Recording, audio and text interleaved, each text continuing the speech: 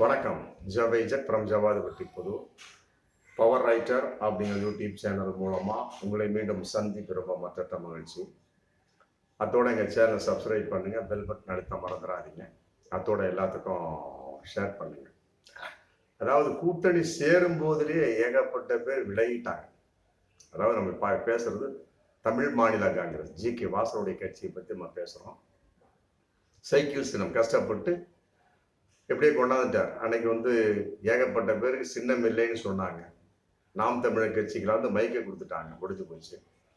அப்புறம் போராடி திரும்ப ஐயா அவங்க பானையை வாங்கிட்டாங்க. அதே மாதிரி ஜி.கே. வாசனும் பானையை வாங்கிட்டாரு. இது ஜி.கே. வாசன் சைக்கிளை வாங்கிட்டாரு. அந்த வகையில் பாஜகவோட கூட்டணிங்கிற கான்செப்ட் 3 தொகுதிகள் கொடுத்தாங்க.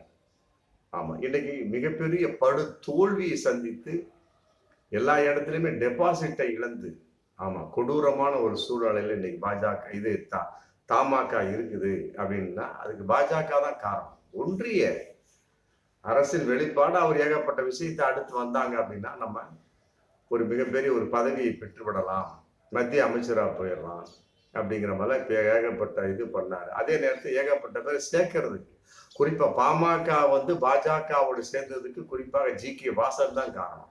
ஆமா, நிறைய அங்க நாடாளுமன்ற சட்டமன்ற அங்க இது நாடாளுமன்ற பாராளுமன்ற அங்க இடத்துலயே அன்புமணி ராமதாஸ் சந்திச்சு ஏகப்பட்ட இடத்துல பேசினாரு. அதே மாதிரி எடப்பாடி நோக்கி ஏகப்பட்ட தூது விட்டார். எடப்பாடி மசியில அன்புமணி ராமதாஸ் கடைசியில வரைக்கும் மசிஞ்சாரு. ஜி.கே. வாசன் சொன்ன பேச்சுக்காக மசிஞ்சாரா இல்ல கடைசி வரைக்கும் அவருடைய நிலைப்பாடு இவர் மாதிரிதான், பதவி ஆசை, பண ஆசை. மற்றபடி அவர் மேல் இருக்கக்கூடிய ஒரு வழக்கின் வெளிப்படாத அளவுக்கு என்ன பொசிஷன் பார்த்துக்கலாம் அப்படிங்கிற கான்செப்ட் பாமகவுடைய ஒரு விஷயம். இப்ப ஜி.கே. வாசனுக்கு வருவோமே, இவருடைய நிலைமை இன்னைக்கு 3 இடத்துலையுமே மிகப்பெரிய ஒரு தோல்வி. அதாவது இந்த கட்சி தொடங்கப்பட்டது ஒரு பிரச்சனையின் அடிப்படையில காங்கிரஸை விட்டு ஜி.கே. மூவ் பண்ணாரு வெளியே, திமுகவோடு சேர்ந்து ஆரம்பிச்சது. அப்புறம் அவரே க்ளோஸ் பண்ணி காங்கிரஸோட ஐக்கியமாக போகக்கூடிய சூழல். இப்போ 2014 ஜி.கே. வாசன் அதை மீண்டும் உதயமாக்குறார். சைக்கிள் சின்னத்தை மீண்டும் கொண்டு வர்றார். அப்புறம் 2016 பீட்டர் அல்போன்ஸ் போன்ற எல்லாம் சேர்றாங்க. சேர்ற சமயத்தில் 2016 ஜி.கே. வாசன் எடுத்த முடிவு பீட்டர் அல்போன்ஸ் பிடிக்கவில்லை, மற்ற சோன்ஸோ பிடிக்காதனால அந்த கட்சியை விட்டு விலகிடுறாங்க. 2019 அதிமுகவோட கூட்டணி வச்சது தமாக மிகப்பெரிய ஒரு தோல்வியை அடையுது. அப்புறம் சைக்கிள் சின்னத்துல மட்டுமே போட்டி இழந்த தஞ்சாவூர்ல போட்டியிட்ட வகையில சைக்கிள் சின்னத்தி காலியாக முடிஞ்சு போச்சு. இன்னைக்கு பாஜகவோடு இணைந்து போட்டி, ஆமா, போட்டியிடக்கூடிய சமயத்தில் இருக்கக்கூடிய செல்வாக்கு இழந்த ஒரு தொகுதியை பார்த்து கொடுக்குறாங்க. ஈரோடு, ஸ்ரீபெரும்புதூர், தூத்துக்குடி. ஈரோடெல்லாம் எப்படிப்பட்ட தொகுதி, திமுகவை தரியிடதம் போட்டு இன்னைக்கு இந்த தேர்தலில் வந்திருக்கிறாங்க. ஆமா, அதெல்லாம் வாங்கியிருக்கலாமா? இன்னைக்கு யோசிக்கிறார் ஜி.கே. வாசன் மல்லாக்கப்படுத்து கொண்டு. தூத்துக்குடியெல்லாம் பக்கத்திலே நெருங்க முடியாது. ஆமா, ஏகப்பட்ட டெபாசிட், அது கனிமொழிக்கென்று ஒதுக்கப்பட்ட ஒரு தொகுதியாக இன்னைக்கு வரைக்கும் இருந்துகிட்டு இருக்கு. அதே இந்த ஸ்ரீபெரும்புதூர் டி.ஆர். பாலு 7வது தடவை என்னமோ இன்னைக்கு ஜெயிச்சிருக்கிறார். அந்த அளவுக்கு டி.ஆர். பாலுன்னா ஸ்ரீபெரும்புதூர் தான். அப்படிப்பட்ட ஒரு தொகுதியெல்லாம் எதற்காக வாங்கினார் அப்படின்னா பாஜக அதாவது இவர் பெரிய நிறைய பஞ்சாயத்து பண்ணார். பாமக, எடப்பாடி, மற்ற இது சோன்ஸ் எல்லாத்தையும் பஞ்சாயத்து எல்லாரும் பாஜகவுக்கு வாங்க, அதன் அடிப்படையிலாவது பாஜக நமக்கு நிறைய தொகுதியை கொடுக்கணும்னு நினைச்சாரு. 3 தொகுதி கொடுத்தாங்க. அது ஒன்றுக்கு விளங்காத தொகுதி. ஏன்னா அந்த இடத்துல இவருடைய முகம் யாருன்னே தெரியாத அளவுக்கு நிலைமையான பல வேட்பாளர்கள் நிறுத்திய ஒரு கான்செப்ட். 2வது பிரச்சாரத்துக்கு அவர்கள் ஒத்துழைக்கவில்லை அப்படிங்கிற ஒரு கான்செப்ட் இன்னைக்கு ஜி.கே. வாசன் சொல்லியிருக்கார். பாஜகவை பொறுத்த வரைக்கும் பாமகவுக்கு கூட பிரச்சாரத்துக்கு ஒத்துழைக்கவில்லை அப்படிங்கிற ஒரு தகவல் இன்னைக்கு போயிட்டு இருக்கு. பாமக சொல்றதுக்கு காரணமும் பாஜக தான்.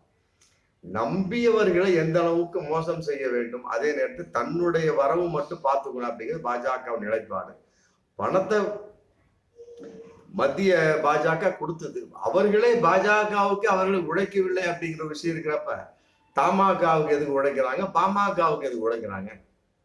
புரியுதுங்களா? அந்த மாதிரி ஒரு சூழல் இன்னைக்கு உருவாயிருச்சு. இன்னைக்கு ஜி.கே. வாசன் கான்செப்ட் டெபாசிட் 3 இடத்துலையும் காலி, பாஜகவை நம்பி மோசம் போனார் அப்படிங்கிற கான்செப்ட் இன்னைக்கு இருக்கக்கூடிய ஒரு நிர்வாகி. போன வாரம் தான் ஒருத்தர் அந்த கட்சியை விட்டு விலகினார். ஆனா தேர்தல் முடிவுக்கு முன்னாலே விலகிட்டார். ஆமா, அவர் எப்படி இந்த அளவுக்கு நிலைமை வருங்கிறத முன்கூட்டியே கணித்தார் அப்படிங்கிற ஒரு விஷயம் இதுல இருக்கு. அதே நேரத்தில் சரத்குமார் சம்பந்தப்பட்ட வகையில பாத்தீங்கன்னா அவர் ஆல்ரெடி அவுட்டு. இன்னைக்கு சரத்குமாரும் ராதிகாவை நிக்க வச்சு அவரும் காலி, முடிஞ்சு போச்சு. தன்னுடைய கட்சியவே பாஜகவோடு இணைத்துக் கொண்டார். இதுல மிகப்பெரிய ஒரு கட்சி இணையாத ஒரு விஷயம். ஒரு பாதிப்பு இருந்தாலுமே கூட தொண்டர்களை பேச்சை கேட்காத ஒரு கட்சியாக இணைந்த பாஜகவோட ஒரு கட்சி அப்படின்னா அது பாமக. ஜி.கே. வாசன் அப்படித்தான், தொண்டர்களுடைய பேச்சை கேட்கல. தொண்டர்கள் எவ்வளவோ சொன்னாங்க, யுவராஜா உட்பட எவ்வளவோ சொன்னாங்க, பாஜகவோட சேர வேணாம், அதிமுக நம்ம சேர்ந்துக்கலாம், வந்த வரைக்கும் லாபத்தை பார்த்துட்டு போயிட்டே இருக்கலாம் சொன்னாங்க. ஆனால் பதவி ஆசையின் காரணமாக ஜெயித்தால் மந்திரி பதவி அந்த வருடுங்கிற காரணத்துக்காகவே தொண்டர்களை மதிக்காமல் ஜி.கே. வாசன் இணைஞ்சார் பாஜகவோட. இன்னைக்கு அது பலனை அனுபவிச்சு. அதே மாதிரிதான் பாமக எவ்வளவோ கூட்டம் போட்டாங்க, அத்தனையிலுமே பாமக தொண்டர்கள் அதிமுக இணைவோம், அதிமுக இணைவோம் சொன்னாங்க. அதுல சில பாமக தொண்டர்கள் கண்ணீர் வடித்தார். ஏன்னா அது சமூக கட்சி அது. ஆமா, அதனால கண்ணீர் வடித்தாரு. மிக அந்த ஒரு சமூகத்துக்குன்னே உயிர் கொடுக்கக்கூடிய ஒரு கட்சி. அவங்க படிச்சு படிச்சு எவ்வளவோ சொன்னாங்க. நம்ம கடைசியில மனம் திருந்தியதை போன்ற விஷயமாச்சு. அப்புறம் திடீரென்று நைட்டு நல்லா இருந்தாங்க, காலையில திடீர்னு முடிவு எடுத்தாங்க, முடிஞ்சு போச்சு. யாரு? அன்புமணி ராமதாஸுடைய வெளிப்பாடா ராமதாஸ் முடிவு. ஆனா ராமதாஸுக்கு இதுல பிரியமே கிடையாது. அது 100க்கு 100 உண்மை. ஆமா, அது சம்பந்தமான வைரல் வீடியோ கூட போயிட்டு இருக்கு. அது சம்பந்தமா வீடியோ நாங்க போட்டிருக்கோம். அப்ப ராமதாஸுக்கு இது பாஜகவோட கூட்டணி வைக்க வேண்டும் என்று பிரியமும் கிடையாது, தொண்டர்களுக்கு பிரியம் இல்லை. அதுல எந்த ஒரு மாற்று கருத்துமே இல்லை. பல தொண்டர்கள் சொல்லிட்டாங்க, பாஜகவோடு நாங்க எப்படி ஒட்டி உறவாடி பண்ண முடியும், அவங்களுடைய கொள்கை வேற நம்முடைய கொள்கை வேற, அப்படிங்கிற சமயத்துல எப்படி பண்ண முடியும் அப்படிங்கிற அடிப்படையில இன்னைக்கு 10 தொகுதியில போட்டிட்டாங்க பாஜக. 6 இது பாஜக கூட்டணியோட 6 தொகுதியில டெபாசிட்டே காலி. ஆமா, இதுல எதிர்பாராத ஒரு முடிவாக இன்னைக்கு பார்க்கக்கூடிய ஒரு சூழல். தர்மபுரியில ரொம்ப ஸ்பீடா இருந்தாங்க. 2019 அதிமுகவோட அன்புமணி ராமதாஸ் கூட்டணி சேர்ந்து அங்க பாமக போட்டிட்டாங்க. அன்னைக்கு அதிமுக வேலை செய்யவே இல்லை அப்படிங்கிற கான்செப்ட்ல அன்னைக்கு மிகப்பெரிய தோல்வியை அன்புமணி ராமதாஸ் சந்திச்சாரு. இன்னைக்கு 2024 பாஜகவோட கூட்டணி வச்சுக்கிட்டு அவர் அதே தர்மபுரி மாவட்ட இதுல திடீரென்று ஒரு வேட்பாளர் அறிவிக்கப்படுறாரு. அப்புறம் திடீரென்று அவர் மாற்றப்படுகின்றார். சௌமியா, அவருடைய மனைவியான சௌமியா அன்புமணி ராமதாஸ் இறக்குறாங்க. நல்லபடியா தான் போலிங் வந்துட்டு இருந்து. ஆரம்பத்துல அன்புமணி இது சௌமியா முன்னணியில் இருக்கிறாங்க. டக்கு டக்கு டக்குன்னு குறைஞ்சிக்கிட்டே வருது. அப்புறம் திடீர்னு முன்னணிக்கு வர்றாங்க. அப்புறம் திடீர்னு குறையக்கூடிய ஒரு சமயத்துல அந்த மேட்டூர், மற்றபடி ஒரு 3 தொகுதி அதுல கட்டாயமாக அது எல்லாமே திமுகவுக்கு அங்கீகாரமான ஒரு தொகுதியா போனதுனால அரூர், பாலக்கோடு, மேட்டூர் இந்த 3 எண்ணக்கூடிய சமயத்துல அன்புமணி இது சௌமியா அன்புமணி ராமதாஸுக்கு ரொம்ப அடி, மிகப்பெரிய ஒரு தோல்வி அவர் சந்திக்கிறார். பொதுவா பார்க்கக்கூடிய சமயத்தில் 2009, 2011, 2014, 2016, 2019, 2021, 2024 இன்னைக்கு வரைக்கும் ஏகப்பட்ட தேர்தலை பாமக சந்திச்சிருக்கிறாங்க. ஆமா, இன்று வரைக்கும் அங்கீகாரமாக இருந்த அந்த பாமக இன்னைக்கு அங்கீகாரத்தை இழந்து விட்டது அப்படிங்கிறது இன்னைக்கு ரொம்ப மிகப்பெரிய ஒரு வைரலான மேட்டரா இன்னைக்கு போயிட்டு இருக்கு அந்த கட்சிக்குள்ள. அதாவது 4.23% இந்த 2024 நாடாளுமன்ற தேர்தலில் வாக்கு பெற்றிருக்கிறாங்க. இந்த கட்சி ஆரம்பிக்கப்பட்டு 1989 தொடங்கப்பட்டது. ஆமா, இந்த 2024 10 தொகுதியிலுமே தோல்வி. காரணம் என்ன? இதுதான், வேற ஒண்ணுமே கிடையாது. தொண்டர்களுடைய கருத்துக்கு அவர்கள் மதிப்பு கொடுக்கவில்லை. அது சம்பந்தமா நாங்க 2-3 வீடியோ கூட போட்டிருப்போம். திமுகவோட உறவாடிய கான்செப்ட்ல அதை கட்டாயமா ஒரு அங்கீகாரங்களை நோக்கி போனாங்க. அப்பவும் அங்கீகாரம் கிடையாது. இன்னைக்கு சுத்தமா அந்த அங்கீகார கான்செப்ட் இழந்து விடக்கூடிய ஒரு 8% வந்தா அங்கீகாரம். ஆமா, அது நோக்கி வந்துகிட்டு இருந்தாங்க. ஒரு 6 சில்லற அந்த ரேஞ்சுக்கு வந்துட்டு இருந்தாங்க திமுக கான்செப்ட்ல. அடுத்து மிகப்பெரிய படு தோல்வி. 2009 இருந்து தோல்வி. ஆமா, அப்படிங்கிற சமயத்துல இன்னைக்கு இருக்கக்கூடிய அந்த அங்கீகாரத்தையும் அவர் இழந்து விட்டார். 4.23ங்கிறப்ப ரொம்ப ஒரு குறைவான ஒரு வாக்கு சதவீதம் இருக்கிறதுனால பாமக தன் அங்கீகாரத்தை இழந்து விட்ட ஒரு சூழலை இன்னைக்கு தவித்துக் கொண்டிருக்கிறது அப்படிங்கிறத இதுல இருந்து என்ன தெரியுது அப்படின்னா, எந்த ஒரு கட்சியாக இருந்தாலுமே சரி, அது பாமகவாக இருக்கட்டும், முதலில் சொன்ன தமாகவாக இருக்கட்டும், இப்ப சரத்குமார் இணைச்சிட்டாரு. அவர் அங்கீகாரத்தை பத்தியும் மற்றபடி எதை பத்தி கவலைப்படல, அதை விட்டுருங்க. நம்ம பாமகவை தமாகவை மட்டுமே பேசணும். ஏன்னா ரெண்டு கட்சியுமே தொண்டர்கள் எதிர்த்த கட்சி. பாஜகவோடு சேராதீங்க, பாஜகவோடு சேராதீங்க, பாஜக சேராதீங்க அடிச்சு சொன்னாங்க. ஆமா, கட்டாயமாக உங்களுடைய நிலைமை சரத்குமாரை மாதிரி கூட போய்விடலாம் அந்த கட்சியோட சேர்ந்தீங்கன்னா. ஏன்னா அவங்க சிண்டைகளை உருவாக்கி மகாராஷ்டிரத்தை கூட ஏதோ பண்ணி விட்டுருவாங்க. அது கூட சொன்னாங்க.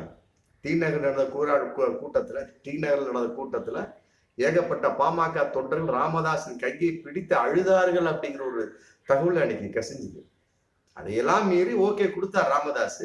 அதிமுக கூட்டணி திடீரென்று ஒரே நாளில் ஒரு இரவில் அந்த விஷயம் மாட்டப்பட்டு விட்டது. காலையில பார்த்தா பாஜகவோட கூட்டணி அப்படின்னாங்க. ஆமா, எங்களை போன்ற சமூக ஆர்வலர் யூடியூப் சேனல் உள்ள எல்லாமே அசந்தே போயிட்டோம். என்னடா ஒரு ராத்திரியில் இப்படிப்பட்ட மிகப்பெரிய மாற்றமா? அந்த விஷயம்தான் பாமக தொண்டர்களுக்கு பிடிக்கவில்லை.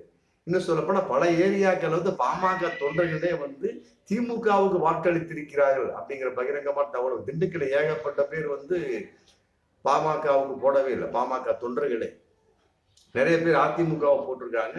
சில பேர் திமுகவுக்கு அங்கே நின்ற கம்யூனிஸ்ட் கட்சிக்கு சிபிஐ ஐஎம்க்கு போட்டிருக்காங்க, சச்சிதானந்துக்கு போட்டிருக்காங்க. அப்படி இருக்கக்கூடிய சமயத்துல இதுல என்ன தெரியுது? ஒரே வார்த்தை, எந்த கட்சியாக இருந்தாலுமே சரி, தொண்டர்களை மதியுங்கள், தொண்டர்களை கருத்துக்கு மதிப்பு கொடுங்கள்.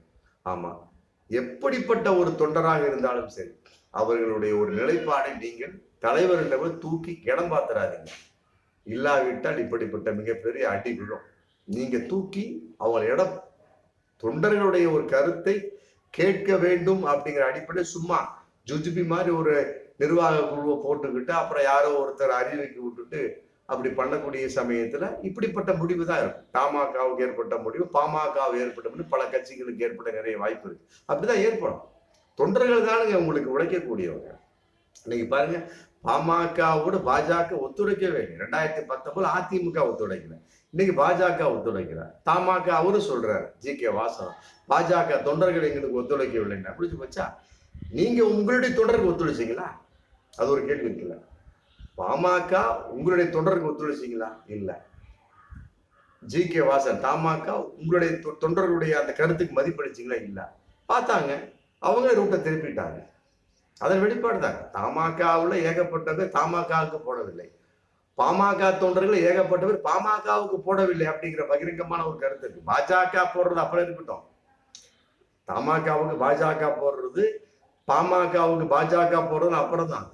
ஆமா, அவர்களாம் எந்த நேரத்தையும், ஏன்னா அவங்க கட்சியே, அவங்க கட்சிக்குள்ள ஏகப்பட்ட முரண்பாடு, பண முரண்பாடு இருந்தது, கட்சி முரண்பாடு இருந்தது, எப்படிலாம் அமுத்தலாம், இப்படிலாம் பல விஷயம் இருந்தது இல்லையா? ஆமா, அதனால அவங்க எங்க போய் பாமகவுக்கு ஆதரவு கொடுக்கறது, தமாகவுக்கு ஆதரவு கொடுக்கறது. அதனால இதுல இது என்ன தெரியுது அப்படின்னா, பாஜகவை நம்பினோர் கட்டாயமாக ஆமா கைவிடப்படுவார்கள் என்பதுதான் பகிரங்கமான உண்மை. ஆமா, இதனால என்ன ஆச்சு, இன்னைக்கு தொண்டர்களுடைய ஒரு நிலைமை சிதைஞ்சு போச்சு இல்லையா? எத்தனையோ தொண்டர்கள் 1989 ஆரம்பிக்கப்பட்டது. ஆமா, பாமக இன்னைக்கு ஏகதேசம் ஒரு 30 சில்லற வருடங்களுக்கு மேல, அந்த 35 வருடங்களுக்கு மேல அந்த ஆரம்பிக்கப்பட்ட ஒரு கட்சியில அது எத்தனை பேர் தொடர்ந்து இருந்துட்டு இருப்பாங்க. அந்த ஒரு எதிர்பார்ப்பின் விளைவு மாறக்கூடிய சரி என்ன ஆகும், அந்த தொண்டர் மனம் மாதிரி வேறு கட்சிக்கு போயிடுவான். அப்ப இன்னும் வாக்கு வங்கி சிதையும். ஆமா, அதனால எந்த கட்சியாக, தமாகவாக இருக்கட்டும், பாமக யாராக இருக்கட்டும், தொண்டர்களை மதியுங்கள், தொண்டர்களின் உணர்வுக்கு மதிப்பு கொடுங்க. அவர்கள் என்ன சொல்கிறார்கள் அதை கேட்கக்கூடிய சமயத்துல கட்டாயமாக எந்த கட்சியாக இருக்கட்டும், அது தமாகவாக இருக்கட்டும், பாமக இருக்கட்டும், காப்பாற்றப்படும் என்பது பகிரங்கமான ஒன்று. மீண்டும் அடுத்த வீடியோ சந்திப்போம். நன்றி.